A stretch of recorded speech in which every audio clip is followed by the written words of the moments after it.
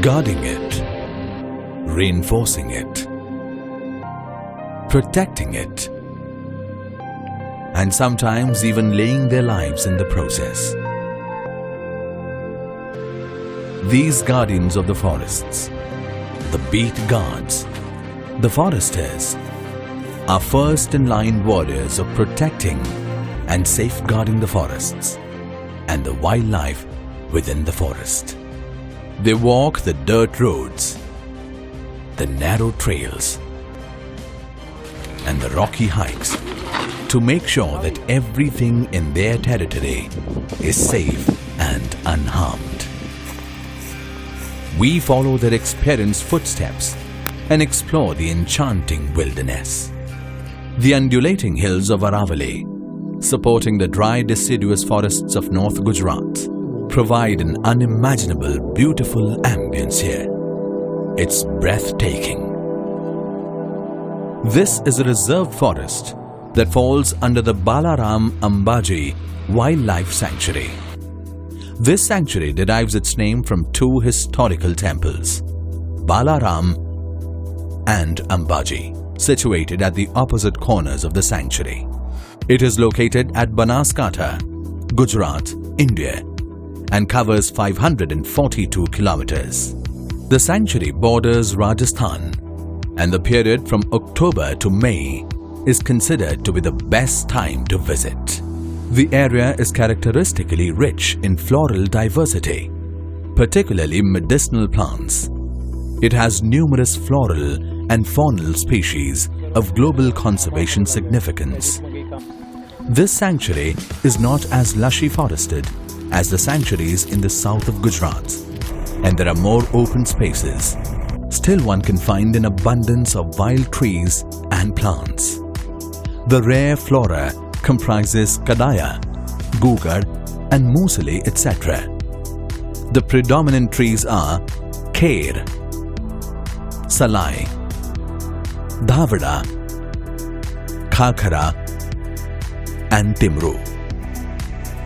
During late winters, that is from February to March, khakara, the flame of the forests, known by many different names such as palash, tesu, kesudo, dhak, etc., is generally in bloom with its striking red color, resembling flames in the forests.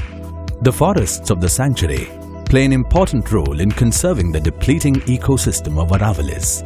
The forest areas, interspersed with numerous hills and hillocks, form the watershed for Dantewada and Dharoi dams of North Gujarat.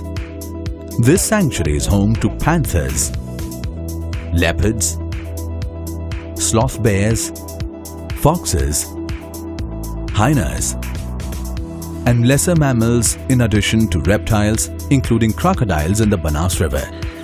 As for birds, one can find storks, spoonbill, vultures, barbets, peafowls, shrikes, woodpecker, hornbills, bulbul, and ospreys. The area falls in the catchment of two rivers, Banas and Sabarmati. This picturesque area was constituted as a wildlife sanctuary by the government of Gujarat on the 7th of August 1989 for the purpose of protection, propagation and development of wildlife and its environment, principally for protection of the sloth bear, which is now categorized as vulnerable on the IUCN Red List. Their numbers are declining in the wild and they are threatened with extinction. Sloth bear is omnivorous, black and dark brown in color. They have large feet and claws and are as tall as 5 to 6 feet. Heavy in size, the male bear could weigh 79 to 141 kgs and the female bear could approximately weigh 54 to 95 kgs. The sloth bear prefers biodiversity zones in the sanctuary that is rich in fruit trees and the presence of honey, ants and termites. They can run as fast as humans and have a long muzzle. Their habitats can be dry forest or wet rainforest or grasslands with shrub trees and stones. They eat insects, but their favorite is termites. Omnivorous as they are, they live on fruits, grass and honey. 50% of their diet is fruits during the months of March to June. They are seen eating the wild berries, dates and laburnum pods, which are available in abundance in the forest here. They have high sensory perception. It is the only bear with long hair on the ears. Its lifespan is estimated as 25 years. The threats faced by the sanctuary and the sloth bear in particular are the disappearing forests due to anthropogenic and cattle pressures, destruction of termite hills by humans. Though not allowed anymore and is declared as a legal offense, capturing of bears for trainings to perform in circuses, popularly known as dancing bears, was a practice in the earlier days. However, threats from the sloth bears is also reported to people and crops. For the forest communities, community spirit, concern of nature and ecology, sincerity, and refusal to hoard are the core values. A mere glance at the tribal houses and habitations reflects their dependence on forest in every sphere of life. Their languages, their culture, and their lifestyle are simplistic and revolve around coexisting with nature and preserving their surroundings. They live in harmony with other life forms existing in the wilderness. The communities living in the forest have interesting history and culture. A visit to the interior forest areas takes one back to the simple beauty of traditional village life. Populated by a captivating blend of colorful tribal communities of the Garasias and the pastoral Rabaris.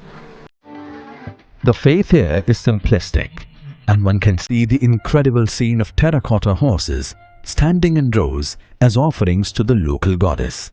Most of the villages have similar horses carved in reverence to their divinity.